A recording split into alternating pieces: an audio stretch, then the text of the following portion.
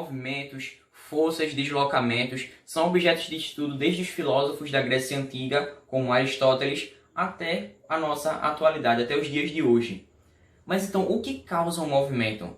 Quais são as forças que estão agindo sobre aquele corpo? O que é uma aceleração? O que é um deslocamento? O que é uma velocidade?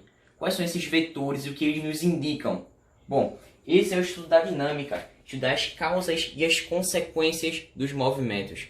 Bem, essa parte da física não vamos ver o movimento somente isolado, vendo somente aquele deslocamento, qual a distância, qual a velocidade. Não, veremos as forças atuantes, os sentidos que elas vão agir naquele corpo e quais são os seus resultados, suas resultantes, o equilíbrio dinâmico daquelas forças. Mas eu estou falando força o tempo todo, força para lá, força para cá. O que seria uma força? Bem, a todo momento estamos submetidos a forças. Eu mesmo estou aqui submetido a uma força normal, já que é a reação a eu estar pisoteando o chão, estar preso ao chão, né, pisando nele. E a outra é qual? A atração do campo gravitacional da Terra. Ou seja, tem duas forças, no mínimo, agindo sobre mim. Beleza. Se eu seguro esse corpo aqui, esse piloto, está agindo sobre ele quantas forças? Força peso, por exemplo. Existe essa força que está agindo sobre ele. Existem diversas outras forças que podem ser divididas em forças de campo, de contato e de transmissão. Mas força é toda aquela interação entre dois corpos que vai produzir o quê? Uma deformação, uma alteração, seja ele entrar em movimento ou ficar em repouso, ou então pode causar justamente deslocamentos. Então beleza, entenda aqui, ó.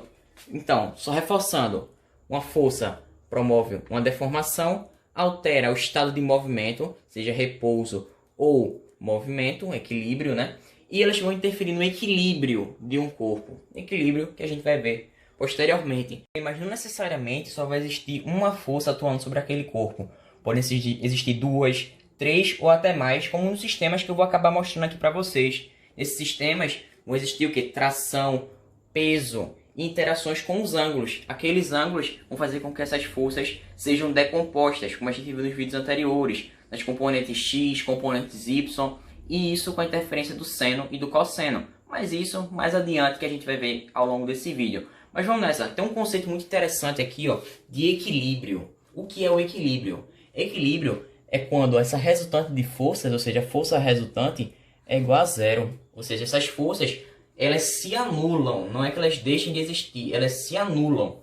Bom, mas para que a gente saiba se existe movimento ou não, se existe repouso, temos que adotar um referencial. Porque veja bem, eu posso estar aqui parado. Estou parado. Parado, estou aqui parado. Mas, se alguém de carro passar pela minha rua, eu vou estar em quê? Em movimento.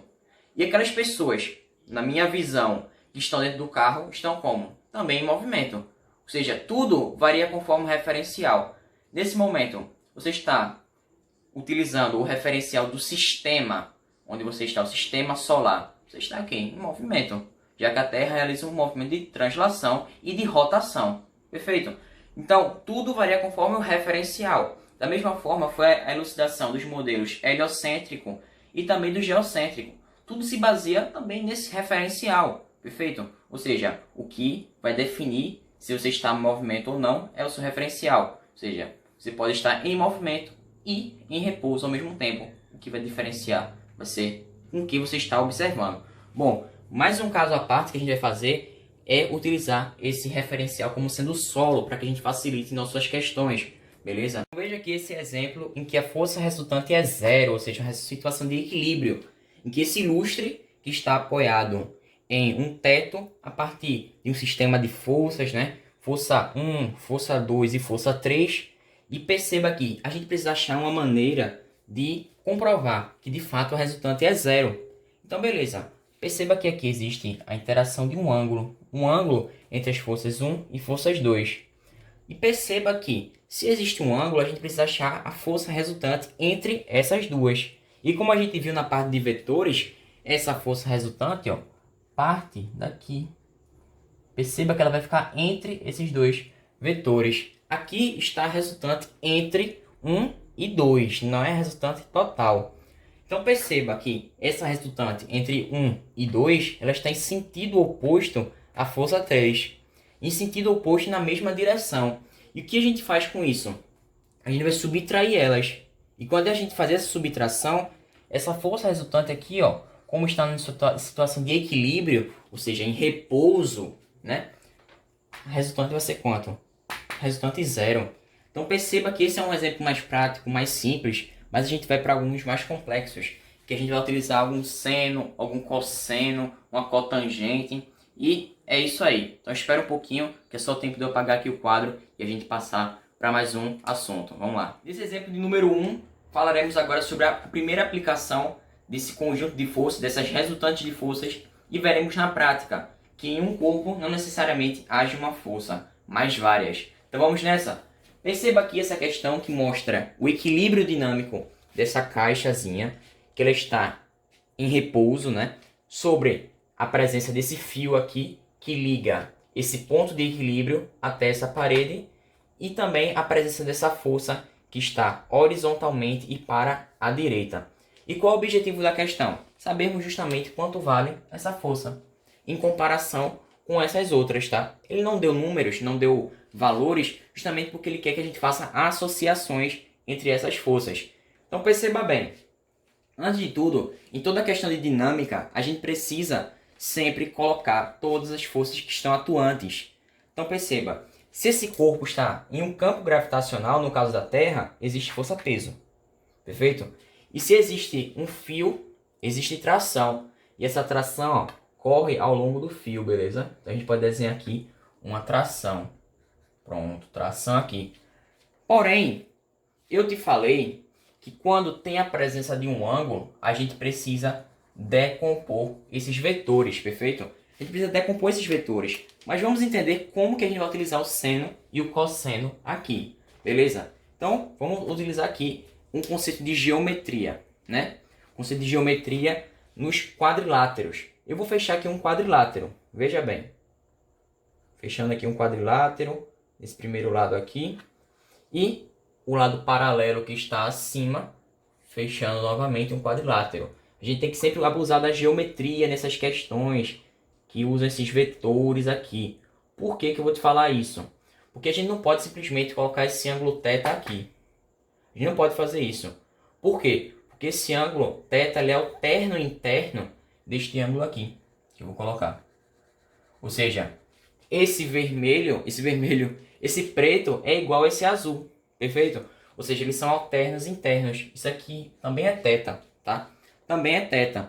Mas perceba que a gente pode dividir em componentes. Como eu te falei, essa tração ela é uma tração resultante. A gente vai achar os componentes dessa tração. Então perceba que temos no eixo vertical e para cima, quem? TY, perfeito? E no eixo horizontal e para a esquerda, temos quem? TX, aqui presente. Ó. TX vai estar aqui também.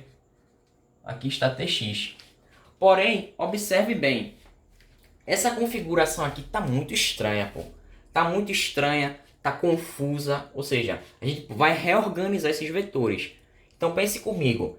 Esse TX pode ser colocado, empurrado paralelamente para cima, ó, formando um triângulo, que vai ficar assim. Perfeitamente como está aqui, ó. TY verticalmente para cima, a tração resultante na maneira diagonal, né? Ou seja, aquela é resultante, e aqui está TX, já que eu empurrei só ele para cima. Então beleza, vamos perceber um pouco aqui, utilizar seno e cosseno. Vamos lá. Se eu usar um seno aqui do ângulo θ, seno é o quê? Cateto oposto sobre a hipotenusa. Quem é o cateto oposto? TX, né? Então, por saber decomposição de vetores, eu percebo que esse TX é um cateto oposto. Então, TX naturalmente é igual a tração resultante vezes o seno dela, desse ângulo, né? Perceba isso, beleza? E que note também que essa TX ele é igual a F, já que a gente está fazendo o quê? Um equilíbrio dinâmico. Ou seja, estamos analisando o eixo X. E nesse eixo X, tanto TX é igual a F. A força que a gente quer. Beleza? Mas calma, a questão não acabou não. Então, eu posso dizer que T vezes o seno é igual a F. Seno de θ. Beleza. Massa, massa. Mas a gente tem uma coisa interessantíssima também, ó. TY. TY é o quê? Um cateto adjacente. Se a gente for utilizar o ângulo θ, ele é cateto adjacente, tá do lado, colado. Beleza? E cateto adjacente a gente utiliza racionalmente quem? O cosseno, né? Então, TY é igual a quem? Tração vezes o cosseno de θ. Perfeito. Normal, tranquilo, tranquilo. A gente achou isso. Só que, olha para esse eixo Y aqui. O eixo Y, quem é que está atuando no eixo Y?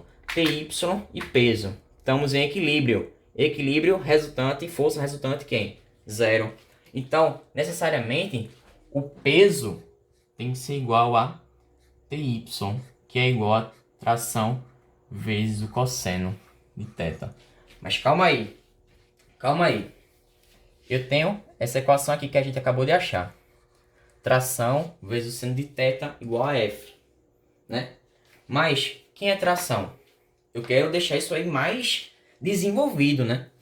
Perceba aqui. Está uma coisa bastante interessante aqui, ó. Eu posso isolar essa tração. Fazendo o quê?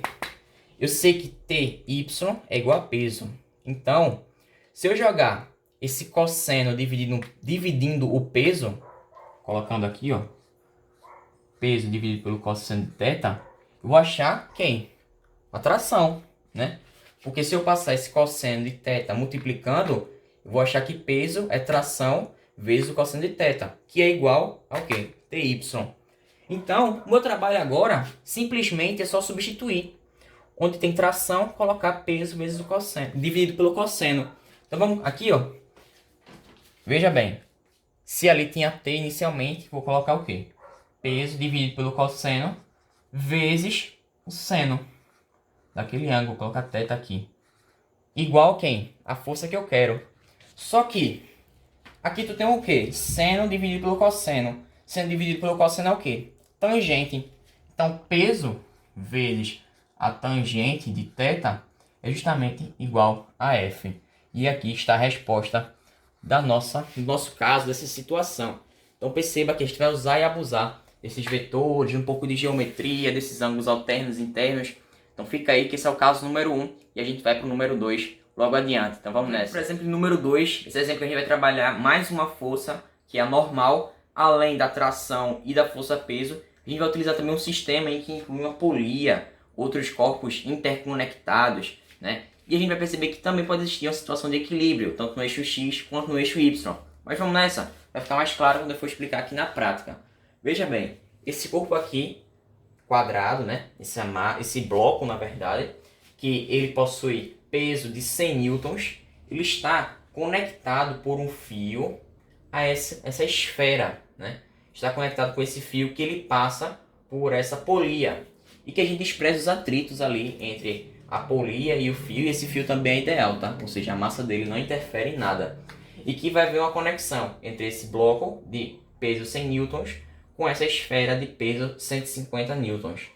Mas perceba que essa esfera ela está encostada em duas superfícies. A superfície vertical e a superfície horizontal, né? São dois planos que ela está encostada. Então percebamos que o que a gente vai ter que utilizar? O eixo X e o eixo Y. Esses dois eixos na verdade, eles precisam ter as suas resultantes igual a zero, né? Para que o sistema esteja em quê? Em equilíbrio, esteja estático, né? Em equilíbrio. Então vamos nessa. Perceba que se o sistema todo está em equilíbrio, você precisa concordar comigo que a força que está apontando verticalmente para baixo, ela precisa ser igual à força que está apontando verticalmente para cima. Por quê? Porque a gente, na soma vetorial, a gente subtrai elas, né? Então, portanto, se o peso é 100 newtons, essa tração necessariamente precisa ser 100 newtons, né? Essa tração precisa ser 100 newtons, perfeito. Então, vamos colocar aqui, ó, 100 newtons. E essa tração vai ao longo do fio e chega até o centro dessa esfera, onde esse cabo está fixo, né? Justamente conectando esses dois corpos. E essa tração aqui também, nessa parte, vai ser 100 newtons, né? 100 newtons, já que a gente está se tratando de uma polia fixa, não uma polia móvel, é diferente, tá? Então vamos nessa. Perfeito. Mas você sabe que essa tração, se a gente passar uma reta horizontal aqui, a gente vai formar esse ângulo aqui, θ. Um ângulo desconhecido, tá? Um ângulo θ com essa horizontal. Então, se isso existe, naturalmente, a gente precisa achar quanto vale Tx e quanto vale Ty. Por quê? Porque o objetivo da questão, na verdade, é achar a reação normal dessa superfície vertical e da superfície horizontal. Mas o que é a reação normal? Reação normal é justamente a reação que essa parede vai fazer ao esse corpo encostar nela. Ou seja, o corpo vai fazer uma força sobre a parede e a parede vai fazer uma força sobre esse corpo. Essa força que a parede faz sobre esse corpo, ou seja, a força que a superfície promove, é justamente essa força normal, né? Bem, então vamos nessa. O que a gente pode fazer para achar essa força normal na vertical? Encontrar justamente essas decomposições. E aqui, ó, estão as decomposições. Veja bem, no eixo horizontal temos quem? Tx. Já no eixo vertical, deixa eu só dar uma apagadinha aqui nesse 100. No eixo vertical a gente tem Ty.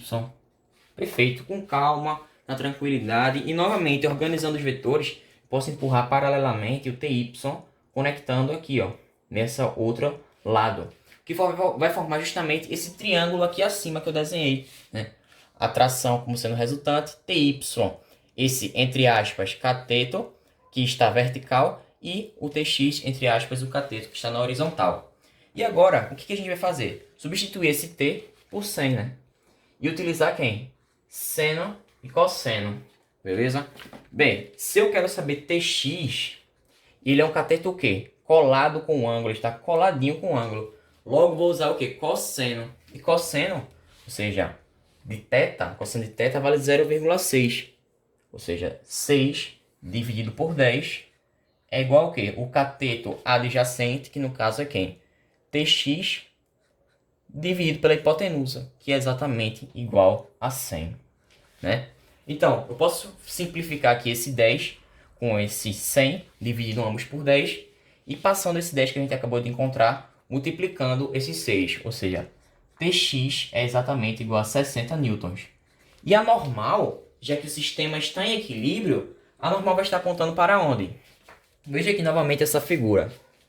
A normal vai estar, ó, no sentido oposto justamente desse Tx. Então, note comigo que a normal vai ser numericamente em módulo, né? Em módulo, note isso, igual a 60 newtons, né? Então, a normal na vertical, né? Vai ser o quê? 60 newtons. A gente já achou aqui, beleza? Então, outra coisa que a gente pode encontrar. Achamos o primeiro plano, já está tudo em equilíbrio aqui, tudo na tranquilidade. Vamos ver o segundo eixo, que é o eixo Y. Analisamos o quê? O eixo X. Vamos ver o eixo Y agora. Beleza. Vamos lá. Eixo Y. Nesse eixo, perceba que existem quantas forças? Existem o peso, verticalmente para baixo. E também existe Ty e uma tração. Uma tração não, desculpa. Uma normal, corrigindo, uma normal. Vai ter outra normal, que é justamente dessa superfície horizontal, porque ele está encostado em duas partes, né? Tanto na vertical quanto na horizontal. Então, beleza, tem essas três forças, normal, a Ty e o peso. Então, vamos lá. Primeira coisa, a gente precisaria calcular quem é Ty, né? Para ser mais interessante. Vamos ver quem é Ty. Ty vai ser justamente o seno, né? Porque é o quê? Cateto oposto dividido pela hipotenusa. E a gente sabe que o seno é desse ângulo 0,8. Ou seja, 0,8 igual a Ty dividido por 100. Simplificando, fazendo o mesmo processo, o 10 com o 100. E esse 10 resultante daqui, ó, vou passar multiplicando, né? O 8. Então, Ty vai ser igual exatamente a 80 newtons. Beleza, mas está em equilíbrio no eixo Y? Não está em equilíbrio. Por quê? Porque eu tenho uma força de quantos newtons? 80 newtons para cima e eu tenho uma força de 150 newtons para baixo. Beleza, não está em equilíbrio, né? o que está apontando para baixo não é igual ao que está apontando para cima, em módulo, né? Então, o que a gente precisa fazer? Precisamos encontrar qual força devemos colocar aqui para que seja equilibrado. Ou seja, vamos pensar um pouco. 150 newtons tem que ser igual a 80 mais uma certa força, né? Em módulo, vou chamar de X, beleza? E que, se eu passar esse 80 subtraindo aqui, ó, esse X vai ser exatamente igual a 70 newtons. E é justamente esse X, essa força X, que coincide com quem? Com a normal para o eixo horizontal, beleza? Normal para o eixo horizontal vai ser justamente essa 70 newtons. Essa normal vai ser 70 newtons. E quem faz essa normal é justamente esse eixo, essa superfície, né? Essa superfície que está mais abaixo, superfície horizontal, esse apoio horizontal, né? Então, analisamos o eixo X e analisamos o eixo Y. E é isso. Essa questão aqui, um pouco mais complexa, mas vamos para o próximo exemplo, que a gente vai abordar outras coisas também. Então, vamos com Deus. Vamos aqui para o exemplo número 3, que vai trazer uma situação um pouco mais diferente do que havíamos visto, já que anteriormente a gente só tinha procurado ali decompor os vetores e utilizar o seno e o cosseno. Aqui a gente vai ter uma utilização um pouco mais diferente desses conceitos, tendo agora dois blocos, dois corpos, um plano inclinado e também uma polia. E aí, vamos tentar fazer esse? Me ajuda aqui que a gente vai desvendar esse mistério, como é que a gente vai fazer essa questão. Bem, ela fala assim, um enunciado. Qual é a relação entre massa 1 e massa 2 para que o sistema esquematizado fique em equilíbrio? Mas antes de tudo, vamos entender o que está acontecendo aqui. Aqui existe um plano inclinado, pode ser um batente, uma escadazinha inclinada, em que estão conectados o corpo M1 e o M2, através de um fio, em que esse fio é inextensível, tá? A massas desprezíveis, um fio ideal, beleza? Para facilitar nossos cálculos. E que esses corpos estão interconectados através dessa polia, que está justamente conectando através desse fio. Então, beleza. Como a gente estudou anteriormente, a gente tem que fazer com que essas forças estejam em equilíbrio, ou seja, a resultante entre elas seja nula. Mas perceba, antes de tudo, em qualquer questão de dinâmica, a gente tem que sempre desenhar os vetores que estão atuando, as forças que estão presentes naqueles corpos. Então vamos para o corpo de número 1. Primeira força. Se ele tem massa e está em um campo gravitacional, ele tem o quê? Peso, né? Peso verticalmente para baixo, tá? Aqui está o peso. Agora, outra força muito interessante. Ele tem normal, porque está em contato com a superfície. E essa força que esse corpo faz sobre essa superfície terá uma reação, que é justamente a força que a superfície faz sobre esse corpo, que é justamente a normal, que forma 90 graus com esse mesmo apoio, com essa mesma superfície. Aqui está a força normal. Mas perceba, esse bloco ele não pode nem descer e nem subir. Ele precisa ficar estável, ele precisa ficar fixo, parado, em equilíbrio. Então, note que existe essa inclinação de 30 graus. E se eu tenho um plano cartesiano, que ele estaria aqui, não é? Perceba, estaria o plano cartesiano, o eixo Y e mais aqui o eixo X. Porém, se eu fizer essa inclinação, se eu dobrar ele um pouco, virá-lo na verdade, e eu posso perceber que esse peso ele vai ser decomposto. Agora quem vai ser decomposto é justamente esse peso. Ou seja, teremos para cá o Px, né? A componente x do peso. E justamente para baixo aqui o Py. Ou seja, decompus esse peso, essa força-peso. Ela foi justamente decomposta. Então perceba que quem iria fazer com que esse corpo desça seria justamente essa componente x do peso, tá? Então a gente precisou fazer esse macetezinho, essa estratégia bem da hora, mas que a gente vai nos aprofundarmos em outro vídeo, justamente sobre plano inclinado. Mas perceba que esse peso vai ser decomposto.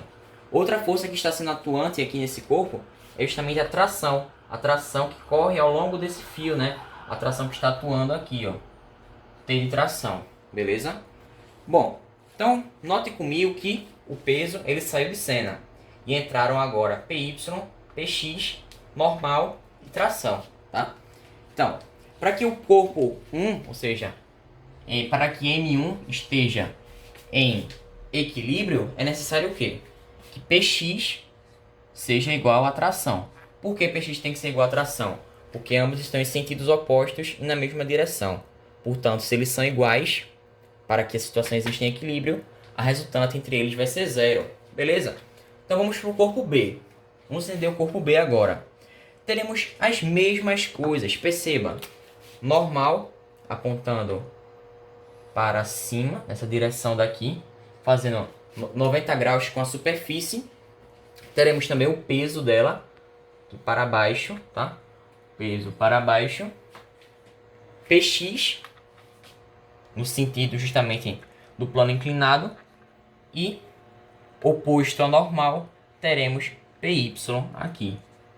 Ou seja, Py, Px e o peso aqui, que fica um pouquinho meio cheio aqui, né? Conforme esse ângulo que está aqui, de 60 graus. Então, note, perceba novamente.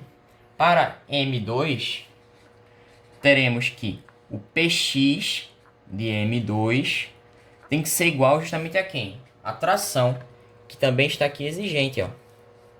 Aqui está a tração. A tração está exatamente aqui ao longo do fio, né? E essa tração é justamente a mesma que está atuando sobre o corpo M1. Porque estamos tratando de um mesmo fio e essa tração corre ao longo dele. Então, Px de M2 é igual a tração. Mas uma coisa bem interessante. Perceba esses ângulos aqui, de 30 graus e também ali tem 60 graus. Esse ângulo vai estar justamente entre essas forças, né? Vai estar justamente aqui, ó. Esse ângulo 30 graus vai estar aqui, beleza? Da mesma forma vai acontecer com outro lugar, né? Na outra composição de vetores, perfeito? E analisando vetorialmente, eu percebo que Px é o peso vezes o seno, né? Ou seja, o peso de M1 vezes o seno de 30 graus, no caso, né? É igual a tração, tá? Isso para M1. E observando também o peso de M2, ou seja, Px, né? O peso de M2 vezes o seno, que agora é de quanto? 60 graus, já é o corpo 2, vezes o seno de 60 graus, é justamente igual a tração. Então observe justamente isso aqui. Eu tenho essas duas equações que aqui estão presentes, né?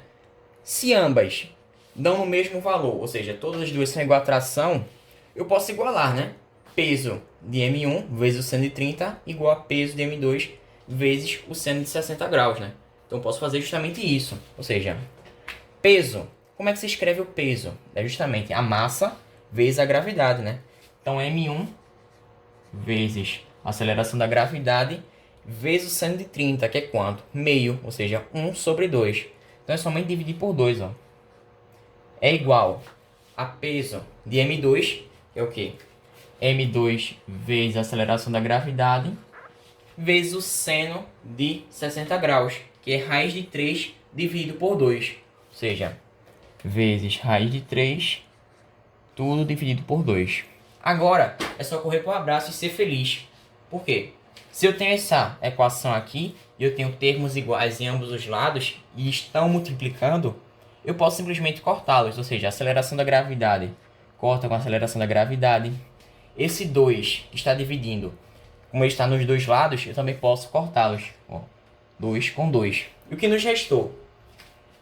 Massa 1 é igual a massa 2 vezes raiz de 3. E como a questão quer o quê? M de 1 dividido por M2, né? Então, o meu trabalho é somente fazer isto, ó. Vou passar esse M2 para cá dividindo. E eu fazendo isso, ó, M1 dividido por M2 vai ser justamente igual a raiz de 3. Raiz quadrada de 3 é a nossa relação. Então perceba que a gente precisou agora decompor o peso. Nem sempre vai ser aquela tração que vai ser decomposta. Pode ser o peso, assim como outra força também. E aqui essa situação vai ser melhor explicada quando eu fizer uma videoaulazinha sobre justamente o plano inclinado, que a gente vai usar justamente essas decomposições das forças. E aí, gostasse desse vídeo?